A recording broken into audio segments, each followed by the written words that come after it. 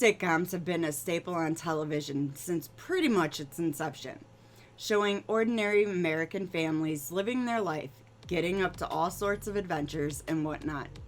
Sitcom stands for situational comedy, which basically means something crazy happens and now the characters must react and deal with it in increasingly comedic ways.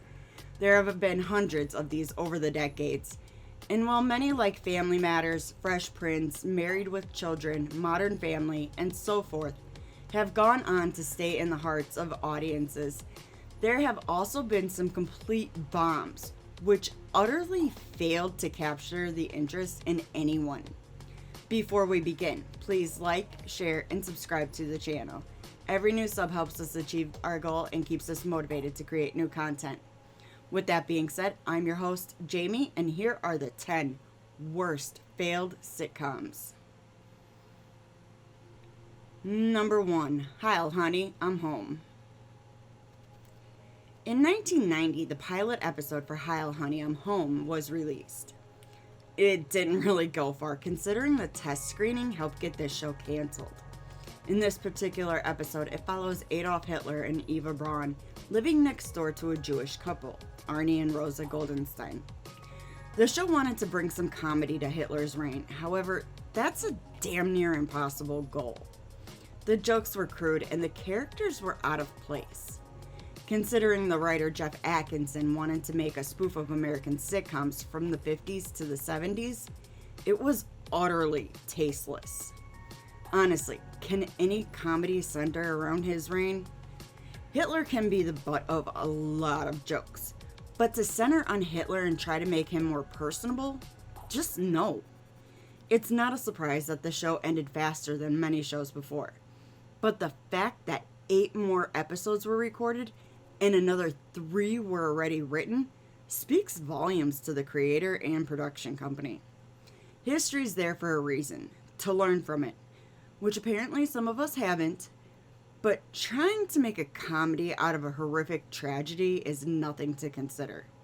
My question is, why would anybody think this is okay? Sure, it's a sensitive topic, but to twist things into a lighthearted fashion just isn't the way to go with Hitler as the main character. Epic fail. Number 2, That 80s Show. 1998 brought us That 70s Show, which was an instant hit and lasted until 2006, and audiences still watch the series when they can. However, in 2002, That 80s Show premiered, wanting to be the next best thing. Some of the same writers and production staff were on both projects, and let's be real, nothing about That 80s Show could compare to its predecessor. Instead of some teens sitting in a basement smoking, we get a bunch of 20-year-olds as they navigate early adulthood. Sure, this group of friends has their trivial moments of relationships and mishaps, but it lacked the chemistry it needed for it to be successful. Even the intro to the show was just bland. A hand turning over vinyls with characters' faces almost colored on them. Just doesn't go over well. There are many reasons the show got canceled, but it's mainly due to the overuse of 80s memorabilia. I don't need to have the 80s thrown in my face like that. And the only really good thing to come out of it was some of the classic movies and music. Audiences just could not get behind this show, and ratings dropped for each episode, letting Fox cancel after 13 episodes. And honestly, that was too long. Number 3, Half and Half. I feel like we had a couple of series with the same premise before this 2002 sitcom, Half and Half, aired. It follows 2 adult sisters who never knew about each other, moving into an apartment in San Francisco and learning to embrace the other for all that they are. One is street smart, the other is book smart, and at all times, they are completely opposite in everything. It really brings me back to Sister and Sister with the Maori twins, except older and maybe a little more mature. The show does land some pretty good jokes, however, the chemistry just isn't there for everybody. On average, around 3.9 million people tuned in to watch the adventures of Mona and Dee Dee as they navigated this new life, dealing with boyfriends, jobs, and even mental health challenges. And for a finale, it ends on a cliffhanger for those that were into the show, meaning Mona called one of the two guys that she was dating to tell him he is the one. If I were invested into a show and it got canceled with that still hanging, I'd be mad. However, due to many reasons, the CW canceled after 4 seasons. Dwindling numbers did not help the show, nor audience reception, and contractual obligations from the CW ended this tale in 2006 with no hopes of renewal. Number 4, Are You There, Chelsea? Chelsea Handler's best-selling novel, Are You There, Vodka? It's Me, Chelsea, is the premise for 2012's sitcom, Are You There, Chelsea? I've read this novel, and it's hilarious. A lot of random stories that take place in Handler's 20s. However, the show lacked the same charisma. The show starts off with Chelsea getting a DUI and deciding she needs to grow up and get her life together. Now, me being me, DUIs are no joke and people should be smarter than that, but I digress. Well, Chelsea's sister is about to have a baby and believes Chelsea can't be relied on, as that's what she's shown her every other time. Chelsea ends up dating and doing what 20-something-year-olds do, live life to the fullest, I guess. Throughout the short series, it's like watching robots trying to be human. It just doesn't fit. Audiences were glad to see the show canceled, even coming onto social media with some horrendous comments. But as long as ratings were down, the show would not continue and the original plot would never be resolved. Oh well. Number 5, Hope and Faith. Back in the 90s, we had TGIF featuring Full House, Step by Step, Family Matters, and whatever else there was. It was a great family lineup to watch on Fridays after a long week. In 2003, ABC wanted to revive the TGIF lineup, putting in a new sitcom, Hope and Faith, which failed on so many levels. It even won for the worst TV sitcom in 2004 under the Television Week's critics poll. Critics and audiences did not like the over-the-top acting from Kelly Ripa and Faith Ford, claiming they would have been better suited in a soap opera than in a Midwestern kitchen. The husbands lacked any kind of character, mostly just being stand-ins, and the things they were dealing with just weren't normal. The everyday person would not understand what it's like to go from a reoccurring actress to living in Ohio with no job prospects. That's what's really missed when trying to add in a show to the infamous TGIF lineup. Humble families that work together to solve various problems of the everyday family, not washed up wannabe actresses who have nothing else to offer the world. However, due to poor ratings, the show was ultimately canceled after 3 very long seasons, and people couldn't be happier. If you're really enjoying this video so far, make sure to hit the like button and subscribe to our channel.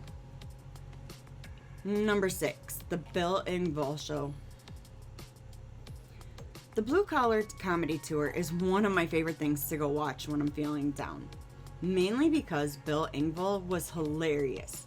And so when it was announced that The Bill Engvall Show would be airing in 2007, I was excited to see it.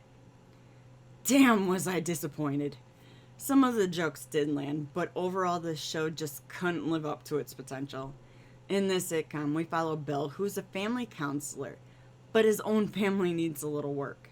He and his wife have to deal with all the challenges of parenting, from curfew to being responsible adults. So there's 3 kids, an average American household, kids being kids, and a couple who wants to keep the sparks flying. This lineup could have been better, but because it was still a wealthier family, it missed the mark. Also, there was little chemistry, and things often felt forced, especially when they shouldn't have been. A wife and husband hugging or kissing should not be so off-putting. The dialogue was even worse at times, making it cringeworthy. Overall, after 3 seasons and horrible reviews and reception, the show was canceled, and we never heard of the Bill Engvall show again. Till now. Number 7, Webster. From 1983 till 1989, we saw little Webster being raised by a rich white couple. Back in the 80s, race was still a sensitive topic, and yeah, the civil rights movement had just come around a little over 10 years prior. However, rich white people tended to stay in their lane with no deviation. So in the show, George is the godfather to Webster, and recently took him in due to his parents dying in a car accident. The first season is great and really touches on topics that were, and still are, topical regarding to race and socioeconomic status.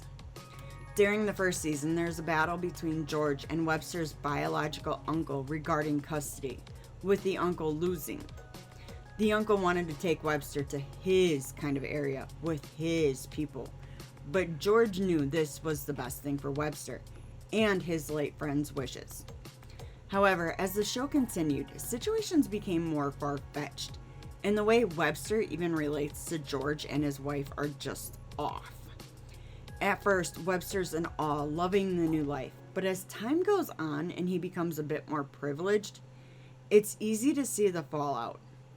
As ratings tanked in later years, ABC had to cancel the show and move in another direction, which was all too welcoming by that point.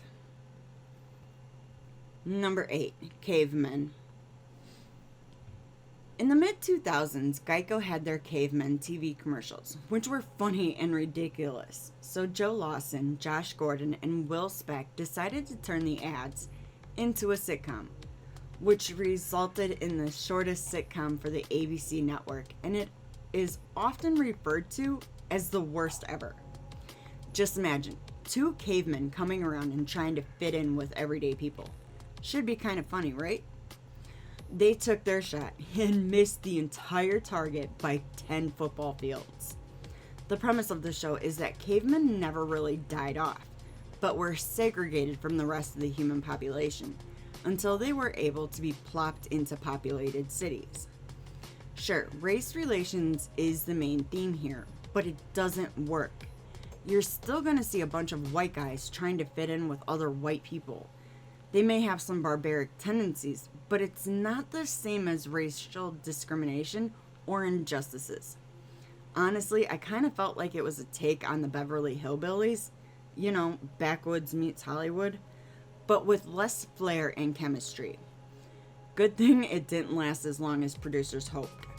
Audience reception was below that of an ice age. Number 9, How to Be a Gentleman. How to Be a Gentleman, a contemporary guide to common courtesy, was written by John Bridges and published in 1998. This book gives a lot of good random advice, and women could even learn a thing or two from it.